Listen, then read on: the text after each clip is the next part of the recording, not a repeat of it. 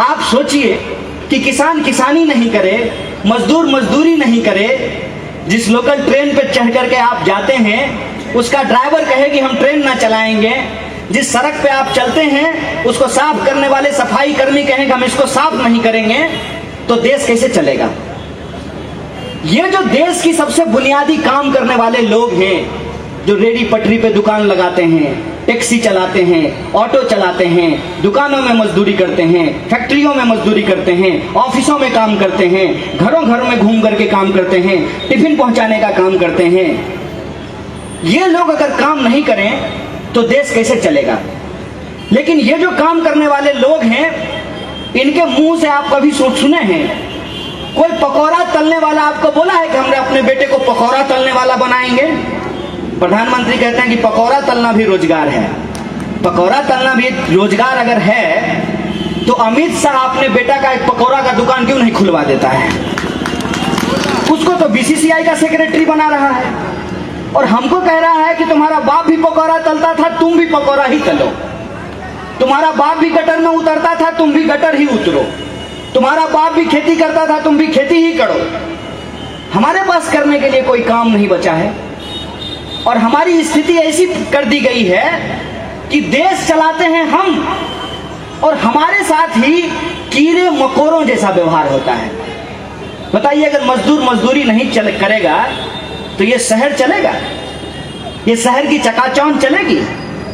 जब आप अपने काम में व्यस्त रहे होते हैं तब कोई आदमी घूम घूम करके साइकिल पे कभी देखिएगा कि वो स्ट्रीट लाइट जलाता चलता है।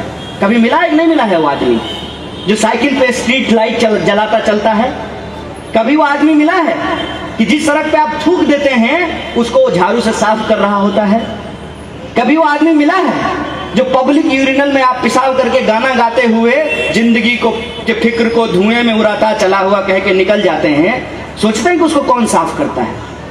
इस पे विचार करके देखिएगा कैसे हमारे चेहरे गायब कर दिए गए हैं। करोड़ों लोगों के राज्य में चुनाव हो रहा है लेकिन उनका मुद्दा गायब कर दिया गया है।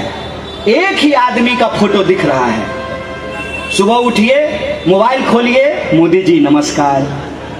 घर से निकलिए, पेट्रोल पंप पे जाइए, मोदी जी मुस्कुराते रहिए। ऑफिस जाने के लिए ट्रेन पे बैठिए, मोदी जी बोलेंगे हेलो। ट्रेन से उतरिए, स्टेशन से बाहर निकलिए, कहेंगे आपका स्वागत है दादर स्टेशन के बाहर। ऑफिस में पहुंचिए, नजर उठाइए तो आपका बॉस जो है भगवान की तरह उसका फोटो अपने सर के ऊपर लगाए हुए है। दिन रात एक आदमी का चेहरा आपको क्यों दिखाया जाता है? दिन रात एक आदमी का चेहरा आपको इसलिए दिखाया जाता है कि आपके सपने को उसके नाम पे खरीद लिया जाए। और आपका सपना क्या है? आपका सपना तो यही है ना कि मेहनत मजदूरी करने वाले का बच्चा भी एक दिन देश का प्रधानमंत्री बन सकता है।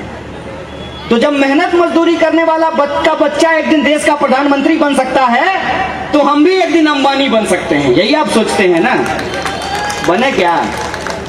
मेरा तो दादाजी भी सोचता था कि अंबानी बन जाए, फिर बाबूजी को भी लगता था कि अंबानी बन जाएंगे, हमको भी बहुत दिन तक लगते रहा कि अंबानी बन जाएंगे, बन तो नहीं पाए।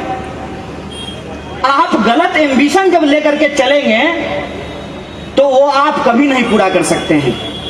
एक इंसान का एक ही एम्बिशन होना चाहिए कि ये मिट्टी हमारी है, ये देश हमारा है, ये देश जितना अमीरों का है ये देश उतना ही गरीबों और मजदूरों का भी है। क्या अधिकार हमको होना चाहिए? यह जो हमारा आत्मसम्मान का अधिकार है, उस आत्मसम्मान की रक्षा हम कर सकते हैं। और उस आत्मसम्मान की रक्षा करने के लिए आपको अपने दिमाग को खोलने की जरूरत है और उसी दिमाग को बंद कर देने के लिए ये साजिश रची गई है कि आपके टैक्स के पैसे से करोड़ों रुपया खर्च करके आपको यह बताया जाता है कि मोदी जी गरीब थे, मोदी जी गरीब थे, मोदी जी चाय बेचते थे, मोदी जी की मां मजदूरी करती थी, आप मजदूरी करते हैं, आप गरीब हैं। यह सवाल गायब कर दिया गया है। इसको कभी सोचे हैं? आपका पैसा लेकर के हजारों करोड़ खर्च करके आपको बताया जा रहा है कि मोदी जी बड़े गरीब आदमी थे। मोदी जी ईमानदार हैं, मोदी जी बहुत बहादुर हैं। ये क्यों बताया जा रहा है? ये इसलिए बताया जा रहा है ताकि आपको ये ना पता चल सके कि इस बताने के प्रयास में बहुत कुछ छुपाने का प्रयास किया जा रहा है।